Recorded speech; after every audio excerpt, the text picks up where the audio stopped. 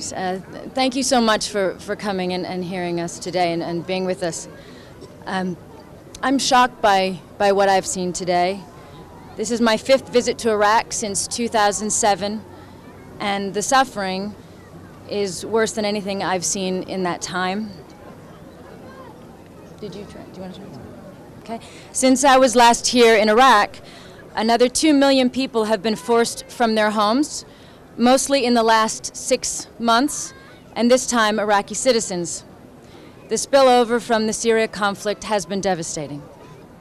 The brutality of the conflict and the speed and scale of the displacement has shocked the world, and help has come, but not nearly enough. The Kurdistan region of Iraq is hosting almost a 1/5 of its population in displaced people. Almost a 1/5 of its population in displaced people. And yet the people remain welcoming. It is quite extraordinary. I have met women who were kidnapped and escaped and are now too traumatized to speak. I have seen families with young children living without tents with another 2 months of winter to go. Children whose parents were murdered and are now here unaccompanied.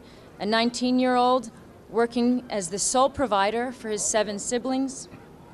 I've met mothers whose children have been kidnapped by ISIS. As a parent, I cannot imagine a greater horror. And they are overwhelmed by the thoughts of what is happening to their children right now, with the knowledge that there is abuse, slave labor, and sexual slavery. I would ask people around the world to put themselves in the shoes of these innocent people in these tents and makeshift camps. The families I've met today who have been assaulted and abused, their family members murdered and their homes destroyed. Millions of people are internally displaced, and over 5 million children are in dire need of humanitarian assistance in Syria alone. They are paying the price for our collective failure to end the conflict which has allowed extremists to take hold. Today, as we approach the 5th year of the Syria conflict, a staggering 13 million people are displaced across Syria and Iraq.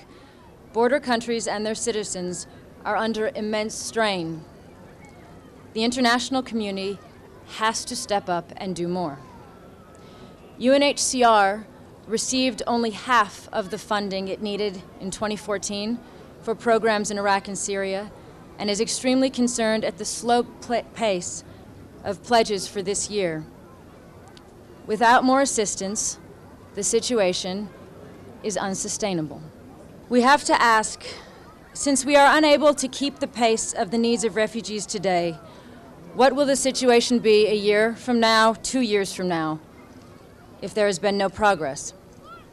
We urgently need to find a way, to find a path to a just and sustainable peace in Syria. It is past time for leaders on all sides to find a common ground and a way to move forward. It is not enough to defend our values at home.